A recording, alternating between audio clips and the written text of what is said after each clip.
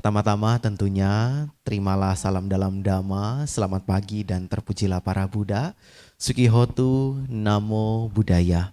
Salam sejahtera untuk kita semua. Saudara sekalian, merupakan kebahagiaan tersendiri kita dapat kembali berjumpa meskipun kita dihalangi oleh gadget kita masing-masing. Artinya kita tidak dapat berjumpa bertatap muka secara langsung, mungkin seperti sedia kala. Namun yang menarik hari ini adalah, kalau tidak salah ingat, terakhir kali saya diberikan kesempatan untuk berbagi bersama-sama Cetya Panyasika di dalam Puja Bakti Online, itu kita melalui recording begitu ya. Namun untuk hari ini Bapak Ibu sekalian, saudara sedama yang berbahagia, kita melalui live streaming.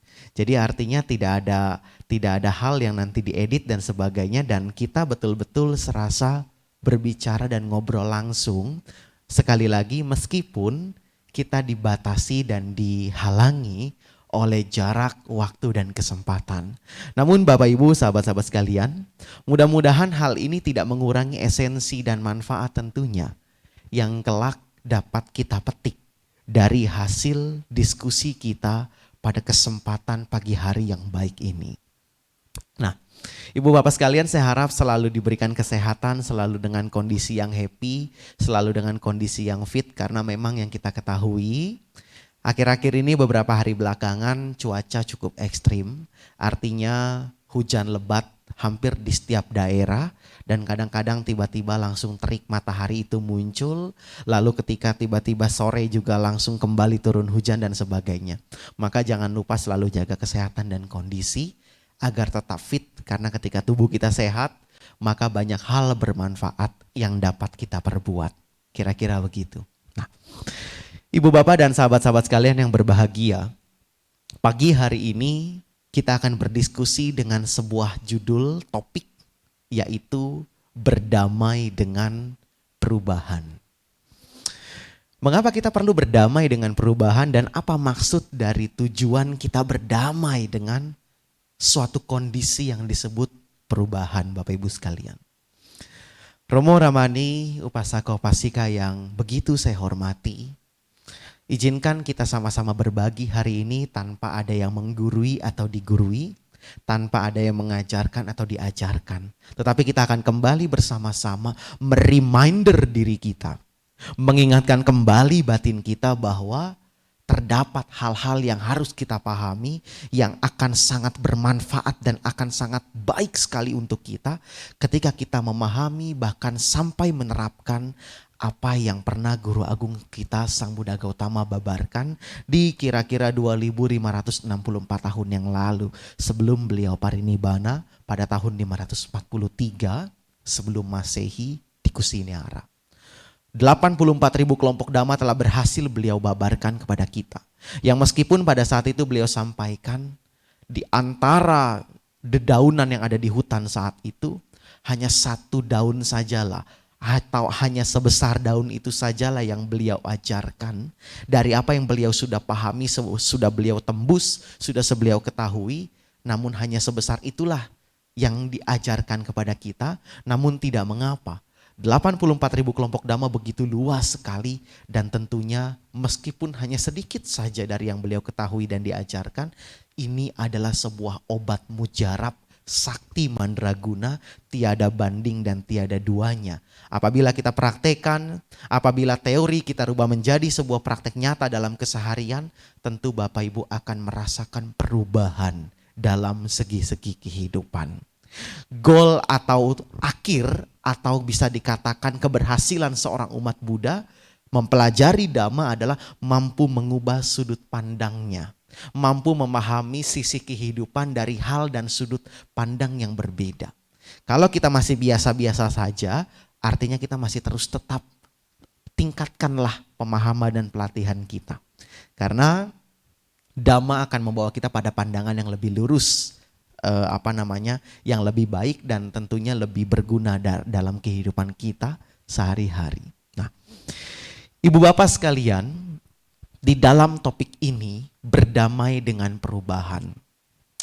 Anicca wata sangkara upadawaya damino upajitwa nirujanti te sangwupa samosuko.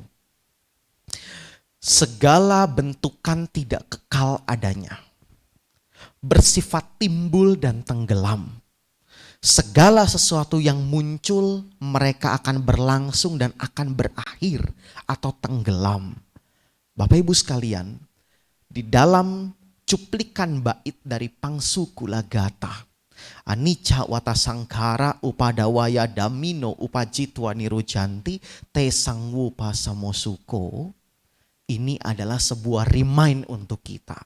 Ini adalah sebuah landasan dari topik ini yang akan kita perbincangkan. Mengapa kita perlu mendamaikan diri kita dengan istilah yang disebut dengan perubahan atau anicca. Bapak Ibu sekalian, di dalam tilakana atau 3 corak umum, saya meyakini Ibu Bapak sudah pernah barang 1, 2, 3 kali atau bahkan rutin memahami bahwa kehidupan kita tidak akan pernah bisa terlepas dari 3 corak umum. Anicca, dukkha, anatta. Dan ini saling berkaitan Bapak Ibu sekalian. Saling berkaitan. Lalu yang akan kita fokuskan namun pada hari ini adalah anicca. Perubahan, proses. Sesuatu yang tadinya indah akan menjadi tidak indah pada waktunya. Sesuatu yang tadinya fresh akan menjadi tidak fresh pada masanya. Karena segala sesuatu bersifat timbul, berlangsung, lenyap. Nah, Ibu Bapak sekalian, kenapa kita harus berdamai? Kenapa kita tidak menentang? Satu hal yang perlu kita pahami di awal. Hukum perubahan adalah salah satu hukum yang tidak dapat dirubah. Itu yang pertama. Ya. Lalu saya mengutip dari sebuah kalimat di salah satu buku, ada yang berbunyi berubah atau punah. Mengapa ini penting? Kenapa kita harus berdamai dengan kondisi ini? Kenapa kita harus menerima bahwa kita mau tidak mau harus berubah? Bapak Ibu sekalian, saudara-saudari sedamai yang berbahagia. Ini merupakan sebuah kesunyataan dalam kehidupan yang tidak mampu kita tolak. Tidak siapapun dari kita, tidak oleh saya, tidak dengan Bapak Ibu atau siapapun di dunia ini. Makhluk-makhluk yang mampu menentang adanya hukum perubahan. Makhluk-makhluk yang mampu mencegah adanya proses perubahan ketidakkekalan. Tidak ada satupun dari kita yang bisa. Maka yang seringkali saya sampaikan, kunci utama untuk membuat kita lebih happy, lebih bahagia dalam kehidupan ini adalah tidak berusaha untuk menolak sesuatu yang notabene sudah terjadi, sudah terlanjur basah, sudah menjadi sebuah kenyataan. Ya, salah satu sekali lagi cara kita agar happy dalam hidup ini, agar kita bahagia dalam menjalani hari demi hari adalah dengan tidak bersusah payah menolak kenyataan yang sudah menjadi kenyataan yang memang betul-betul terjadi. Mengapa ini penting? Menerima sebuah kenyataan Bapak Ibu bukan berarti kita berpasrah dengan keadaan. Bukan berarti kita menyerahkan segala sesuatunya dengan hukum perubahan sebagaimana mestinya. Tidak ke arah sana. Tetapi kalau kita boleh pinjam istilah kata orang bijak, kadangkala kita perlu mundur selangkah ataupun 2 langkah barangkali ke belakang. Untuk apa? Untuk mampu melompat ke depan dengan ancang-ancang yang lebih baik dan akan memperoleh jarak yang lebih panjang ke depannya. Ya, coba Bapak Ibu bayangkan. Kita melompat dengan titik yang sama, ya, di tempat kita berdiri saat ini. Dengan kita melompat sambil kita mengambil ancang-ancang 1 atau 2 langkah ke belakang. Atau bahkan ada yang kita mengambil ancang-ancang dengan berlari dari jarak yang cukup jauh di belakang. Hasil lompatan kita akan berbeda. Artinya apa Bapak Ibu sekalian? Artinya adalah menerima perubahan bukan berarti kita menyerah pada keadaan. Tetapi ketika saat itu Ketika kita tidak mampu, ketika kita tidak berusaha merubah sebuah kenyataan yang sudah terjadi, kita yang pertama harus dilakukan adalah berdamai dengan diri saat itu. Agar tidak ada konflik batin yang terjadi itu bahasanya ya, konflik batin. Kalau kita menolak tentu batin kita akan berkonflik saat itu. Perasaan kita tidak enak, mood kita tidak happy, pikiran kita tidak bahagia. Yang terjadi apa? Kenyataannya sudah terjadi, sudah basah, ditambah kitanya merasa tidak happy. Tetapi kalau kita menerima dan berdamai dengan batin saat itu Bapak Ibu, kita mampu menenangkan diri seperti orang yang mundur selangkah dua langkah tadi, lalu dia melompat kembali ke depan agar jarak tempuhnya jauh lebih besar. Artinya adalah dengan kita menenangkan diri, barulah kelak kita akan menganalisa apakah perubahan ini ke arah yang baik atau tidak baik. Dan disitulah hasil dari analisa inilah yang akan membuat kita melompat ke arah mana yang kita tuju. Kuncinya, tenangkan diri terlebih dahulu. Tidak menolak kenyataan terlebih dahulu. Mengapa demikian? Bapak Ibu sekalian, di dalam kehidupan ini coba kita sebutkan satu saja yang Bapak Ibu alami dan tentunya bisa membuktikan hal yang tidak termasuk di dalam hukum perubahan. Coba, apakah ada dari kita satu pun, bagi saya ataupun Bapak Ibu yang berada di rumah masing-masing, apakah kita mampu menyebutkan dan bahkan membuktikan bahwa ada salah satu aspek kehidupan kita yang tidak terkena hukum perubahan? Saya meyakini Bapak Ibu sekalian, saudaraku yang berbahagia, tidak ada satupun dari kita yang mampu untuk membuktikan itu. Ya, sekalipun kita mampu membuktikan, tentu akan ada perbandingan. Apakah betul pembuktian itu?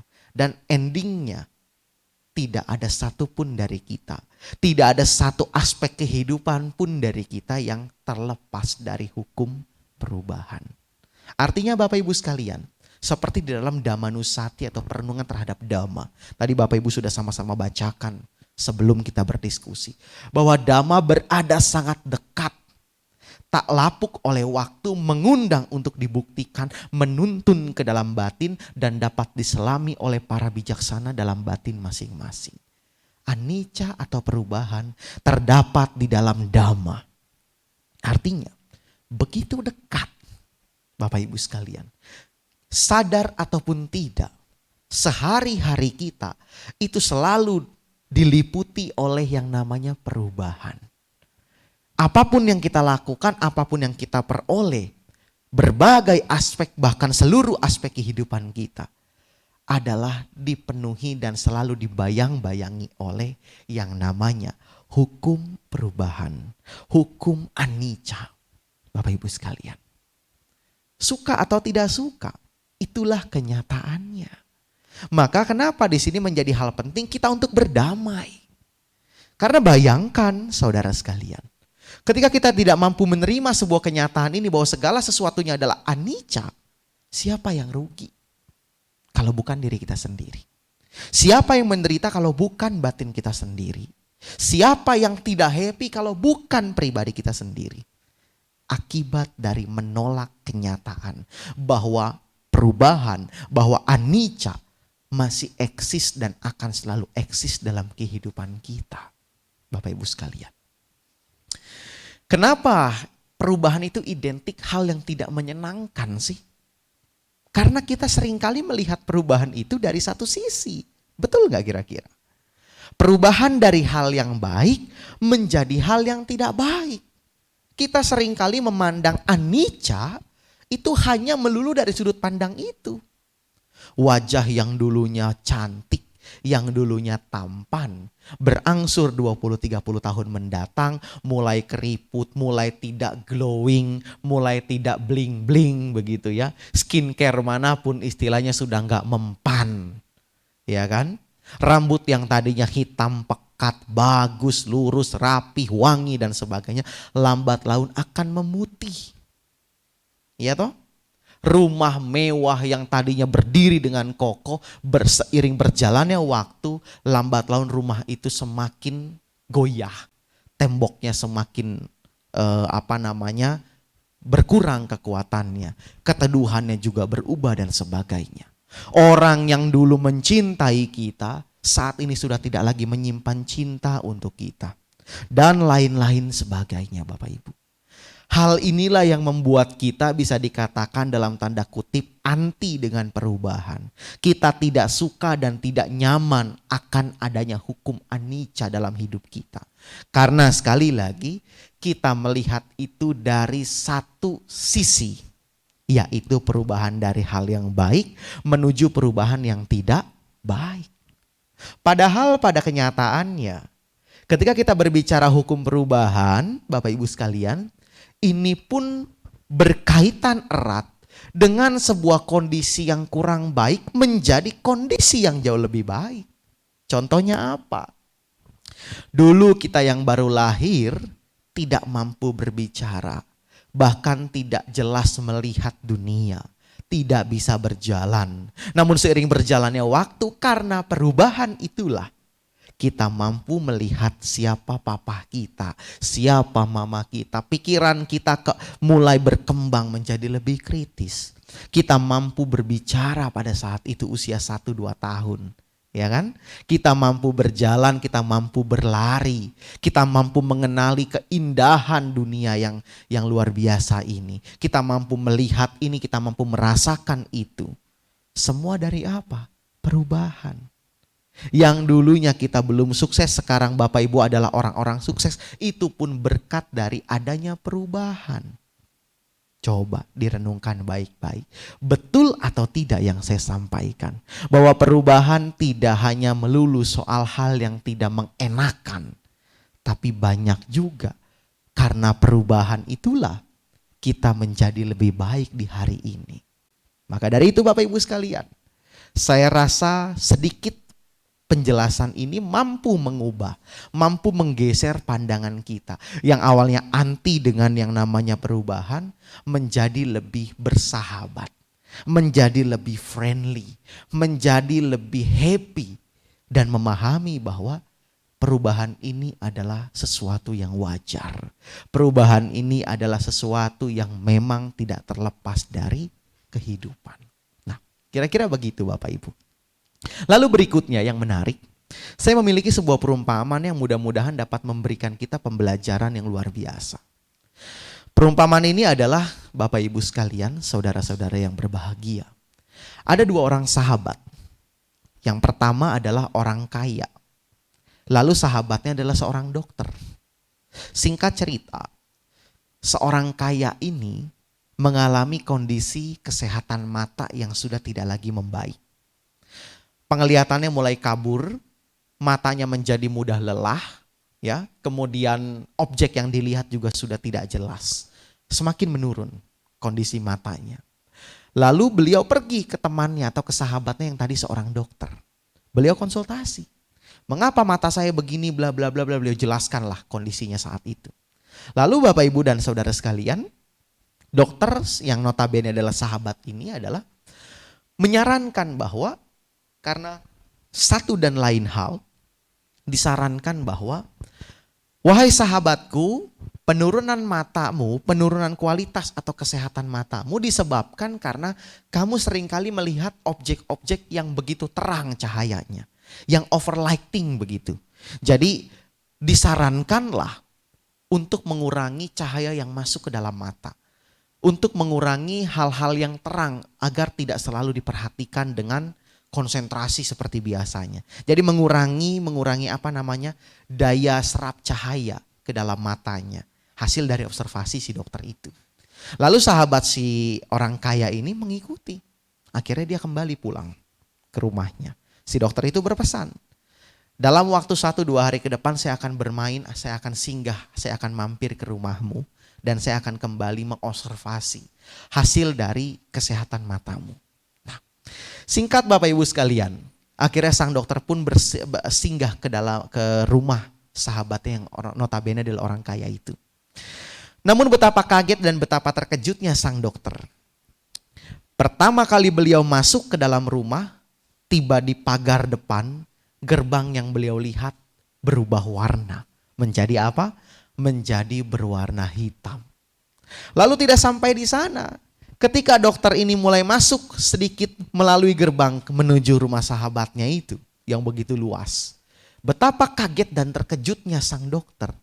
Pepohonan, kendaraan, tembok rumah, pintu, jendela, genteng dan sebagainya. Semua ornamen yang ada di dalam komplek rumah sahabatnya itu ternyata bernuansa black tanpa white begitu ya. Bukan black and white lagi tapi full black.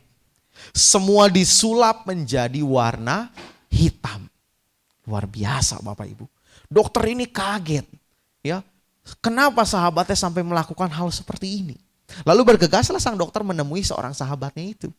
Tiba di dalam rumah, dalam interior rumahnya pun semua berwarna hitam. Dirubah menjadi warna hitam oleh seorang sahabatnya itu.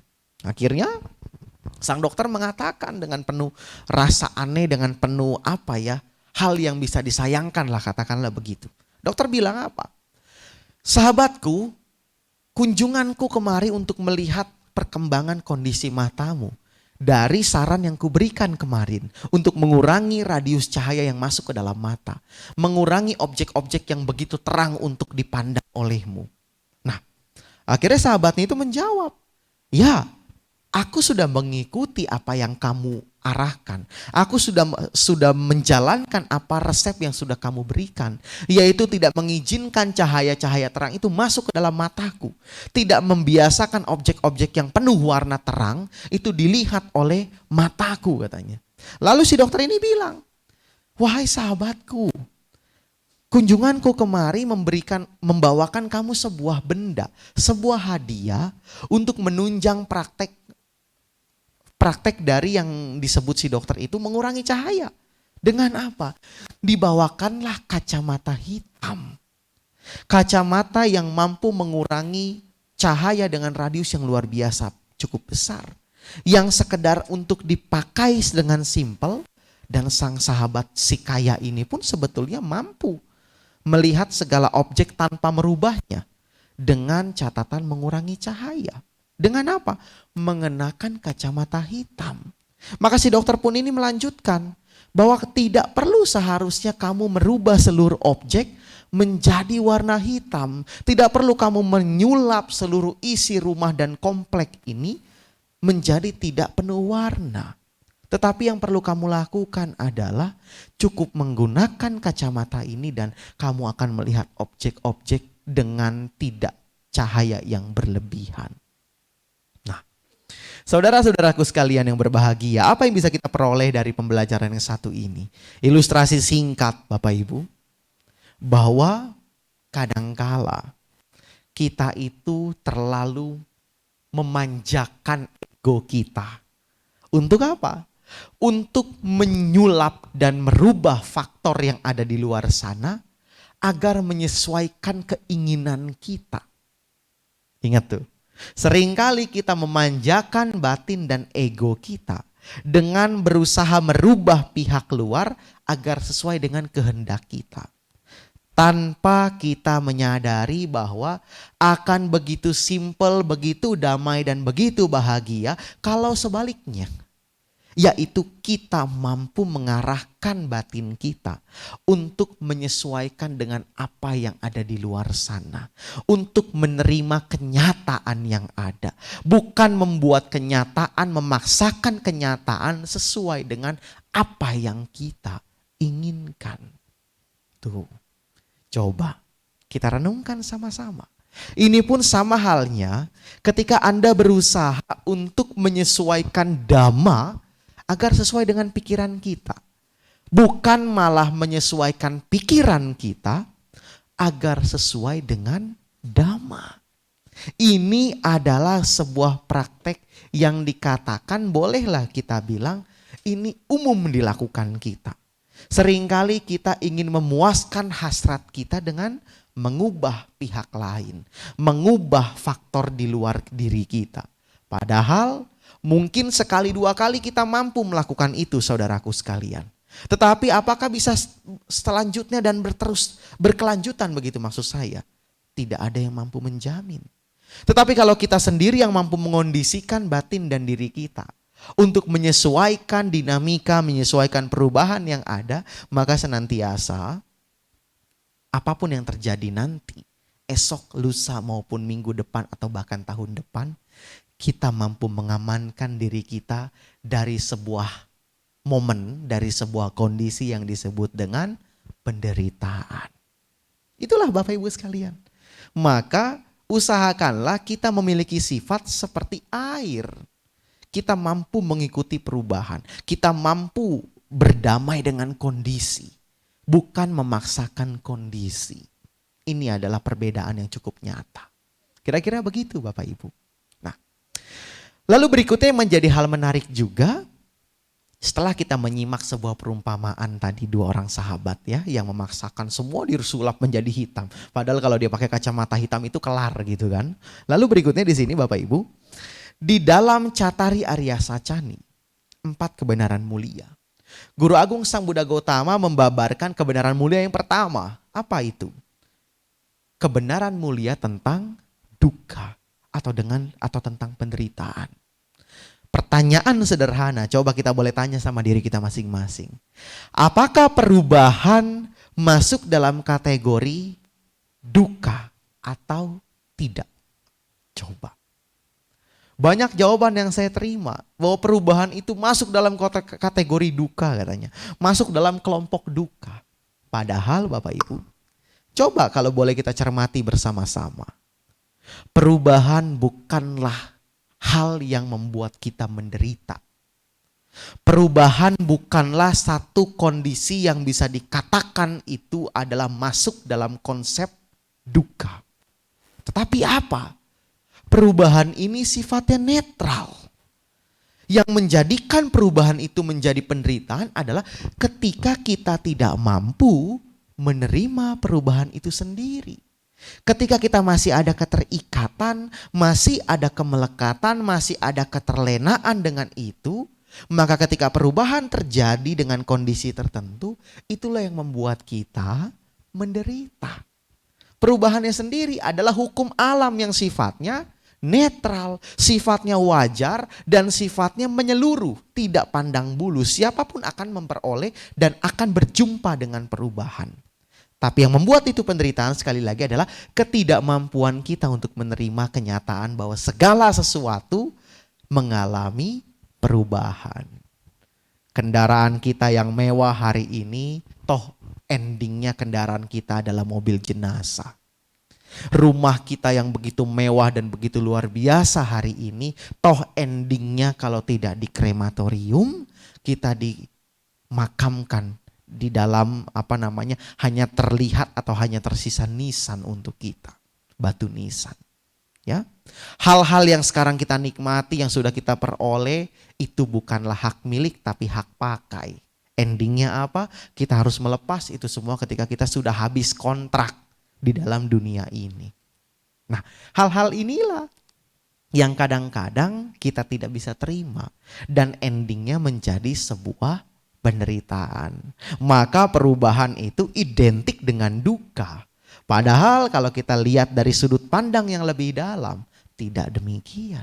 Toh di awal tadi juga sudah saya sampaikan, tidak semua perubahan yang mengarah pada hal baik menjadi hal tidak baik. Tapi sebaliknya, banyak juga perubahan dari hal yang tidak baik menjadi baik. Tahun lalu mungkin Bapak Ibu bukan umat-umat aktif yang menyaksikan kebaktian, yang ikut serta puja bakti rutin. Tapi di tahun ini mungkin Bapak Ibu sekalian, karena satu dan lain hal begitu ya, menjadi punya waktu yang lebih banyak, menjadi memiliki niatan yang lebih kuat untuk apa? Menjadi umat aktif berpuja bakti. Ini merupakan perubahan ke arah yang lebih baik. Dari yang kurang baik menuju arah yang lebih baik. Nah, Bapak Ibu sekalian, inilah yang perlu kita pahami di dalam hukum perubahan yang tidak bisa lepas dari kehidupan kita. Kuncinya adalah bagaimana kita berdamai dengan yang namanya perubahan adalah tidak terikat. tidak melekat dan tidak terlena. Karena kalau kita sudah terikat, kita sudah melekat dan kita sudah terlena, perubahan baik dari yang bagus ke arah yang tidak bagus, dari arah yang tidak bagus ke arah yang bagus sekalipun, kalau kita landasi itu dengan kemelekatan, endingnya akan tidak baik. Ya, endingnya tidak baik. Ya jelas lah, kalau hal yang bagus menjadi tidak bagus, kalau kita melekat kita akan menderita begitu ya. Bunga yang harum yang berwarna seperti ini pun di hadapan saya, kalau saya melekat dengan keindahan objek warna dan aroma bunga ini, minggu depan saya datang kembali saya akan menderita karena bunga ini akan berubah. Warnanya akan menjadi coklat, aromanya pun kembali tidak sedap. Saya akan menderita. Tapi bagaimana kalau memang ada perubahan yang tidak baik menjadi ke arah yang lebih baik? Itu pun jangan sampai dilekati. Karena contoh saja nih, contoh. Bulan-bulan lalu kita nggak pernah dapat bonus dari kantor. Lalu di bulan ini karena kinerja kita bagus, akhirnya ada yang disebut bonus bulanan kita peroleh hari bulan ini. Itu semua kan karena perubahan tuh. Perubahan sikap kita, kinerja yang tadinya tidak baik menjadi baik hingga mendapatkan bonus. Nah kalau kita melekat dengan perubahan itu, ke depannya ketika kita tidak mendapatkan bonus kembali, kita akan menderita. Ya, sampai sejauh ini mudah-mudahan bisa dipahami. Jadi perubahan ke arah manapun, positif ataupun negatif, jangan sampai dilekati. Karena segala sesuatu yang muncul hanya melalui 3 tahap. Dia hanya muncul, berlangsung, lenyap. Begitu terus. Berlangsung ini memang tentatif. Bisa sebentar, bisa juga lama. Tetapi endingnya tetap. Dia akan berakhir, lenyap, hilang, apapun itu sebutannya. Itulah fenomena dan kenyataan hidup. Nah, Bapak Ibu sekalian, saya rasa intisari atau hakikat dari perubahan sudah kita perbincangkan. Dari awal hingga detik ini. Tinggal bagaimana kita mempraktekkan dalam kehidupan nyata. Salah satu contoh kondisi yang terdekat jelas adalah situasi pandemi. COVID-19 yang sudah melanda Indonesia sekitar bulan Maret awal itu pertama kali populer sampai hari ini. Bahkan beberapa waktu lalu Gubernur DKI Jakarta Bapak Anies Baswedan mengatakan Jakarta kembali PSBB, tidak lagi new normal. Karena apa? Angka positif itu meningkat, beliau sampaikan, dan memang datanya juga terbukti. Nah, menghadapi kondisi COVID seperti ini, pandemi seperti ini, saya yakin betul tidak ada satupun dari kita yang mengatakan ini adalah kondisi yang baik-baik saja. Ini adalah perubahan dari kondisi tahun lalu yang penuh sehat. Tahun ini kita dilanda dengan pandemi, dengan penyakit COVID ini atau corona ini. Memang kondisi ini tidak happy, tidak membawa kebahagiaan buat kita. Secara menyeluruhnya kira-kira kan seperti itu. Ada yang menolak untuk, ribet aturannya. Protokol ininya berlibet. Aturan-aturan pemerintah daerahnya beragam, bikin saya repot, bikin saya nggak nyaman. Kemana-mana harus pakai masker. Bahkan beberapa pengalaman teman-teman saya pun di mobil sendirian pun wajib pakai masker. Kalau sampai kena petugas katanya ada sanksi. Dan lain-lain sebagainya tuh. Kondisi ini memang tidak membuat kita nyaman. Kemana-mana harus cuci tangan, sedikit-sedikit harus jaga kesehatan, jaga kebersihan. Beda sama dulu begitu kan. Nah ini kan kembali lagi nih, ini fenomena perubahan. Kalau kita mau bilang ini tidak nyaman, tidak enak, tidak suka dengan ini. Satu hal yang perlu kita pahami, yang merasakan ini bukan hanya kita seorang diri. Semua orang merasakan hal yang sama. Bukan hanya saya, tapi juga Bapak Ibu. Bukan hanya saudara-saudara yang ada di luar sana, tetapi keluarga saya juga sama. Pakai masker memang kita harus akui tidak begitu nyaman ketimbang kita lepas masker. Betul ya? Apalagi yang memang memiliki bobot kira-kira seperti saya nih. Ngap kalau pakai masker begitu Bapak Ibu ya. Apalagi kalau untuk sambil dipakai olahraga dan sebagainya. Karena kan daya apa tuh ya? Daya hisap oksigen hidung kita kan jadi tersortir saat itu. Ada penghalangnya saat itu. Memang tidak nyaman. Tapi untuk kebaikan bersama Bapak Ibu, berdamailah dengan kondisi ini. Dengan cara apa? Pertama ya jelas kita memahami bahwa perubahan ini hal yang wajar. Kondisi ini muncul karena memang perubahan itu sendiri. Tetapi bagaimana kita berdamai dengan kondisi ini? Ya kita dengan patuhi protokol kesehatan. Tidak sedikit-sedikit mengeluh, tidak membuat pikiran kita menjadi lebih stres karena kondisi. Karena semakin kita mengeluh, semakin kita tidak menerima, maka semakin tidak nyaman juga hidup kita. Khususnya di masa pandemi saat ini. Bukan hanya Indonesia kok, bukan hanya Jakarta, bahkan seluruh dunia mengalami hal serupa kok. Jadi Bapak Ibu sekalian, patuhi aturan yang ada, tetap jalani protokol kesehatan, rajin cuci tangan, tingkatkan pola hidup sehat lebih baik, jangan lupa selalu berolahraga, dan batasi mobilitas di luar sebisa mungkin. Demi apa? Demi kebaikan diri sendiri, demi kebaikan keluarga di rumah, dan demi kebaikan bersama. Bersama-sama kita bisa melalui masa-masa sulit pandemik ini. Yang terpenting Bapak Ibu sekalian, penerimaan inilah yang mampu mendamaikan kita di awal. Nah, itulah Ibu Bapak sekalian kira-kira yang dapat kita diskusikan. Terakhir Bapak Ibu, 3 langkah bagaimana kita berdamai dengan perubahan. Singkat saja. Yang pertama kalau saya boleh sebut 3M. Yang pertama adalah mengamati. Mengamati. Apa yang perlu diamati?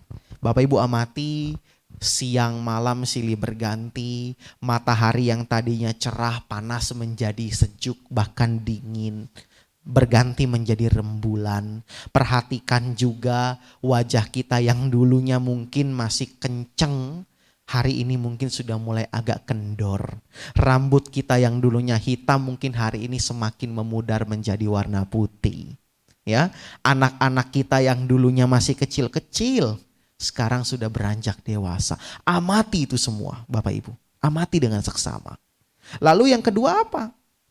Memahami. Setelah kita mengamati, melakukan pengamatan, kita lakukanlah pemahaman lebih dalam. Bahwa siang dan malam ya, kemudian matahari dan rembulan, usia yang semakin beranjak dewasa, rambut yang hitam menjadi putih, kita pahami bahwa itulah fenomena perubahan. Itu secara tidak langsung Bapak Ibu kita perhatikan atau tidak, proses itu akan terus berjalan. Proses itu akan terus running kalau bahasa keren kita itu. Nggak bisa itu di stop, nggak bisa di pause.